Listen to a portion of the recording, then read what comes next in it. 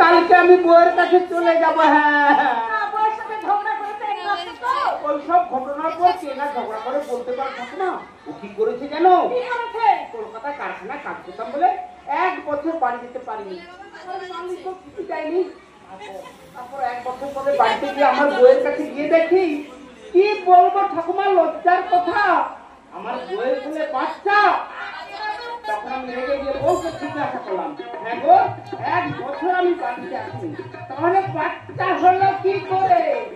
আমার বউ দেখে আমাকে কি বলে জানো? কি বলে? দেখো, তুমি নেই তো কি হয়েছে, আমি তো ছিলাম। এতে আবার রেগে যাবার কি হলো রে পোড়ার মুখ? শোন, আমি তোকে ভালো কথা বলছি, দুদিন ছুটি নিয়ে বাড়ি থেকে ঘুরে আয়। ওই ছোঁয়া পেলে দেখবি তখন রাত দুপুর কিছুই থাকবে না। কি বললে ঠাকুমা? তুমি আমাকে বাড়ি যাওয়ার অনুমতি দিলে? দিলাম। তাহলে আজই আমি বড় বাবু আর ছোট দাদা বাবুকে বলে কালই আমি বুড়োর কাছে চলে যাব। হ্যাঁ, কালই বাড়ি গিয়ে 2 দিনের জন্য ঘুরে আয়, কারণ মাসখানেকের পর আর ছুটি পাবি না। মাসখানেকের পর ছুটি পাবি না কেন রে খোকা? কারণ আমি সুজনের বিয়ে ঠিক করেছি। কি বলে কর্তা বাবু? ছোট দাদা বাবুর বিয়ে? হ্যাঁ, ঠাকুর মশাই বাড়িতে গিয়ে ডেটটা ঠিক করে এলাম।